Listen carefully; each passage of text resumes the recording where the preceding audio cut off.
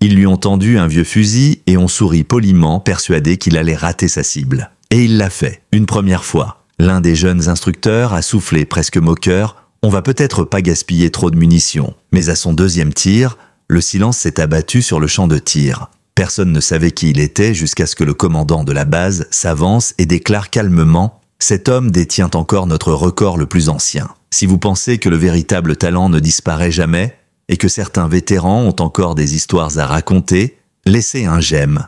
Partagez vos impressions en commentaire et dites-nous de quelle ville vous nous écoutez. Maintenant, laissez-vous emporter. Celle-ci est spéciale. Ce matin-là, l'air était frais à la base de Camp Riverton, un petit site militaire en bordure d'une ville oubliée par les cartes. En général, le coin était calme, presque endormi. Mais aujourd'hui, le champ de tir était animé comme jamais. Une nouvelle vague de recrues, toutes jeunes, toutes nerveuses, s'alignait au pas. Leurs casques mal ajustés et les fusils brillants d'huile fraîche trahissaient leur manque d'expérience. Ils étaient là pour une seule raison, le test de tir trimestriel. Non loin de là, un vieux pick-up rouillé gravit lentement l'allée de gravier. La portière grinça en s'ouvrant et un vieil homme en descendit avec précaution. Il s'appelait Raymond Carter, mais ici tout le monde l'appelait Ray. Il portait un coupe-vent élimé par-dessus une chemise en flanelle défraîchie. Sa botte gauche traînait légèrement sur le sol. À son épaule, un sac en toile pendait, rien d'officiel, juste un vieux sac usé par les années. Son petit-fils, le jeune soldat Nathan Carter, s'échappa discrètement de la file pour venir à sa rencontre. « Papy, tu es venu ?» murmura-t-il avec un sourire ému. Ray esquissa un petit sourire. « J'aurais pas raté ça, Nathan. Je voulais voir comment vous vous en sortez, vous les jeunes. » Un des autres soldats, plus curieux, tourna la tête. « C'est qui le vieux ?» Nathan répondit. « C'est mon grand-père. Il tirait à l'époque. » Mais le garçon détournait déjà le regard. Les instructeurs, eux, ne remarquèrent Ray qu'à peine. L'un d'eux, l'adjudant Baker, finit par s'approcher avec une chaise en plastique. « Vous pouvez rester ici si vous voulez, monsieur. Juste derrière la ligne, ça risque de faire un peu de bruit. » Ray hocha la tête, bien sûr. Mais au lieu de s'asseoir, il ouvrit son vieux sac en toile. À l'intérieur, enveloppé dans un linge gris, un fusil ancien, long, patiné, mais parfaitement entretenu. Il passa lentement sa main sur le canon comme on salue un vieux compagnon. Personne ne fit attention. Pas encore. Lorsque Baker aperçut l'arme, il eut un petit rire. On ne voit plus beaucoup de gens utiliser des fusils à crosse en bois comme celui-là. Il serait mieux au musée, non ? Ray répondit calmement. Elle fonctionne encore, tant que mes mains suivent. Nathan baissa légèrement les yeux, mal à l'aise. Il tirait plutôt bien avant. Baker haussa les épaules. On a une cible libre au poste 9, s'il veut essayer pour le fun. Le mot « fun » resta suspendu dans l'air comme une blague ratée. Ray avança vers la zone de tir plus lentement que les autres. Il ajusta ses lunettes, redressa ses épaules autant qu'il le pouvait. Son genou gauche tremblait légèrement. Quelques jeunes soldats près de lui évitaient de le regarder. L'un d'eux murmura « Il va même pas réussir à stabiliser l'arme ». Un autre ricana « Faut prévenir l'infirmerie tout de suite ». Ray n'entendit rien, ou alors il fit semblant. Il leva son arme, ferma un œil, prit une grande inspiration, puis bang, coup manqué. Network. Un moment de flottement s'installa suivi de quelques ricanements étouffés. Baker frappa dans ses mains. « D'accord, on va éviter de gaspiller les cartouches. » Mais la voix de Ray s'éleva, douce mais ferme. Encore une. Baker se retourna surpris. « Monsieur, ce serait peut-être… » Ray répéta, les yeux ancrés dans les siens, une autre. Ce n'était pas une demande, c'était une certitude. Nathan s'avança. « Il peut le faire. » Baker hésita, puis céda. « Très bien, une dernière. » Ray prit son temps cette fois. Il fit glisser son pouce le long de la crosse comme pour se rappeler quelque chose de lointain. Il ajusta sa prise, lentement, méthodiquement. Le vent s'apaisa légèrement. Derrière lui, les murmures continuaient, mais il ne les entendait pas. Seulement sa respiration. Inspirer, expirer, concentration. Il leva à nouveau le fusil, sans trembler cette fois. Il était parfaitement immobile, une sorte de calme absolu. Son doigt pressa la détente. Bang! Cette fois, le silence ne vint pas par moquerie. Il était chargé. L'écho du coup résonna dans l'air comme un fil tendu. Au début, personne ne bougea. Puis une voix à l'arrière lança « Attends, c'était un tir réussi ?» Baker se pencha sur sa lunette d'observation. Son visage se crispa. Il tourna lentement le zoom jusqu'à la limite. Il recula livide. Nathan, tendu, demanda « Sergent ?» Mais Baker ne répondit pas. Il fit un signe à un autre instructeur qui regarda à son tour. Puis un autre. Les visages changèrent, plus de rire, plus de doute. L'un des jeunes soldats s'approcha, jumelles en main. « C'est pas possible !» Tout au bout du champ de tir, la silhouette en carton se balançait doucement dans la brise.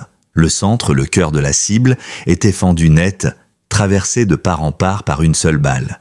Une déchirure si nette qu'on aurait dit un scalpel.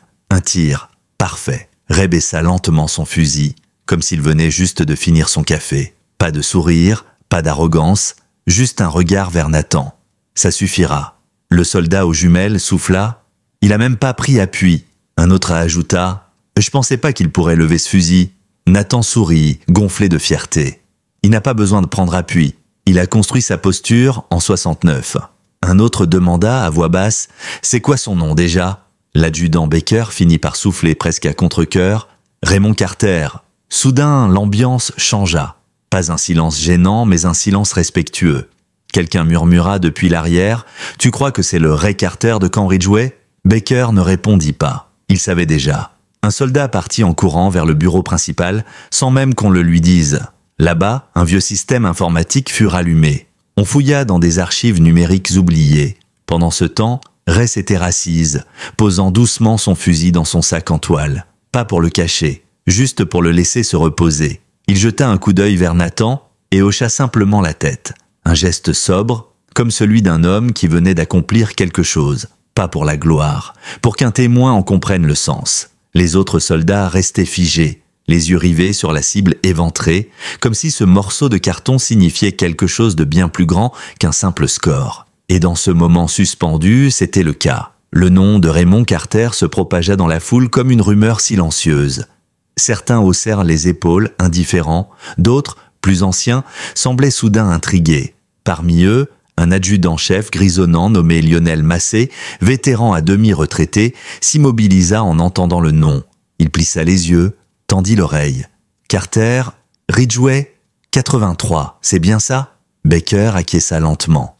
Il a dit qu'il avait servi là-bas. « Pourquoi ?» Massé ne répondit pas. Il pivota lentement et partit d'un pas décidé vers le petit bâtiment administratif au bord du champ. À l'intérieur, des classeurs poussiéreux cohabitaient avec des plaques rouillées et un ordinateur poussif, vestige d'un autre siècle. Massey tapa chaque touche comme s'il écrivait une lettre importante. Raymond Carter, recherché, correspondance trouvée, il cliqua, et là elle s'afficha. Une fiche scannée, jaunie par le temps, un portrait figé, un homme plus jeune, maigre, le visage tanné par le soleil, debout à côté d'une cible fendue exactement en son centre. Le registre indiquait record de précision, champ de tir en conditions ouvertes, base Ridgway, juillet 1983. Toujours invaincu. Massey cligna des yeux. La date du tir ? Le 17 juillet 1983. Exactement 40 ans jour pour jour. Il imprima la page et sortit lentement, le papier à la main comme s'il portait un drapeau. Pendant ce temps, une berline noire aux vitres teintées s'était garée sur le gravier. Les plaques du gouvernement et un discret d'autocollant de l'armée indiquaient clairement l'importance du visiteur. En descendit un homme droit, au regard franc, le colonel Thomas Whitaker, commandant de la base. Il ne dit pas un mot au début. Il parcourut lentement le champ de tir jusqu'à s'arrêter face au vieil homme assis, toujours calme. Ray leva les yeux vers lui. Le colonel ôta sa casquette. « Monsieur, dit-il doucement, à l'intérieur, dans le bureau du champ de tir, il y a une plaque. Elle y est accrochée depuis 40 ans. Votre nom y figure. Certains d'entre nous la lisent une fois par an. Mais la plupart n'ont jamais su que l'homme derrière ce nom vivait encore. » Ray hocha doucement la tête. « Je suis pas venu pour les applaudissements ?» Whitaker répondit simplement « Je sais. Mais ce tir aujourd'hui, ce n'était pas un hasard. C'était un héritage. » Et cette fois, même les jeunes recrues se redressèrent un peu. Les instructeurs, eux, reculèrent d'un pas. Quant à Nathan, il regardait son grand-père avec un nouveau respect. Pas le respect naïf d'un petit-fils, mais celui de quelqu'un qui réalise que le nom qu'il porte a du poids. Ray posa une main ferme sur l'épaule de Nathan. J'en ai formé beaucoup des soldats. Je me suis dit qu'il était peut-être temps d'en observer un. Plus tard dans l'après-midi, alors que le soleil descendait derrière les pins, quelques soldats se retrouvèrent au salon de détente, encore secoués par ce qu'ils avaient vu. La rumeur avait déjà envahi la base.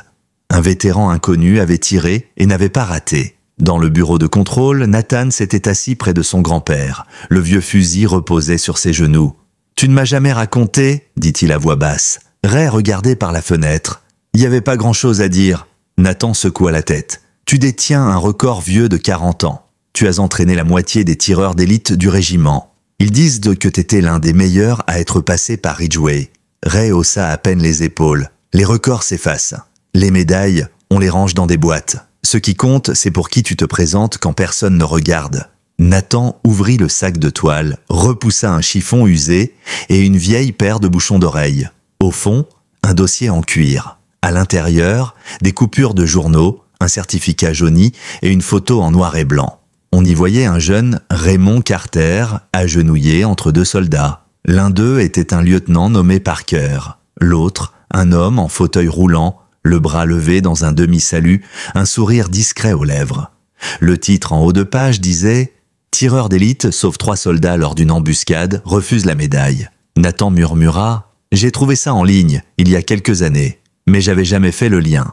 Ray se pencha légèrement, effleurant le bord de la photo de son pouce. Ces deux-là ne sont jamais rentrés. Si on a eu cet article, c'est uniquement parce que Parker a survécu assez longtemps pour le raconter. Nathan le regarda perplexe. « Pourquoi t'as arrêté de tirer ?» Ray resta silencieux un long moment avant de répondre. « Parce qu'après ce jour-là, ce n'était plus un talent, c'était un poids. Alors j'ai enseigné. Je suis resté derrière la ligne, j'ai laissé les jeunes prendre la relève. » Nathan ne répondit pas. Il hocha la tête, ce genre de hochement qui veut dire « Je comprends, je te vois, je n'oublierai pas ». Dehors, près de l'entrée du bâtiment, quelques jeunes soldats attendaient en file indienne. Ils ne venaient pas pour un exercice. Ils venaient serrer la main d'un homme, un à un, ils s'approchèrent, sans cérémonie, sans grands mots. Ils disaient simplement « Merci monsieur », et Ray répondait d'un simple hochement de tête. Il ne leur parla pas d'embuscade, ni de mission de nuit, ni des médailles jamais envoyées. Il restait là, calme, droit, avec cette grâce silencieuse qui dit « Je n'étais pas là pour qu'on se souvienne de moi. Je voulais juste ne pas être effacé. » Le lendemain matin, le champ de tir était désert. Aucun exercice prévu, aucun cri d'instructeur, seulement le vent léger qui dansait entre les arbres. Ray revint tôt, pas parce qu'on lui avait demandé, mais parce que ça lui semblait juste. Il ne portait rien d'autre qu'un thermos de café et sa casquette sous le bras. Au loin, sur la ligne de tir, Nathan l'attendait. Derrière lui, 4 jeunes recrues, les mêmes qui, quelques jours plus tôt, ricanaient dans son dos. Aujourd'hui, ils tenaient des cibles neuves contre leur torse, le regard un peu inquiet. Pas parce qu'ils avaient peur de rater, mais parce qu'ils ne voulaient pas décevoir. « Soldat Carter » lança Ray, « ces garçons ont du potentiel ?»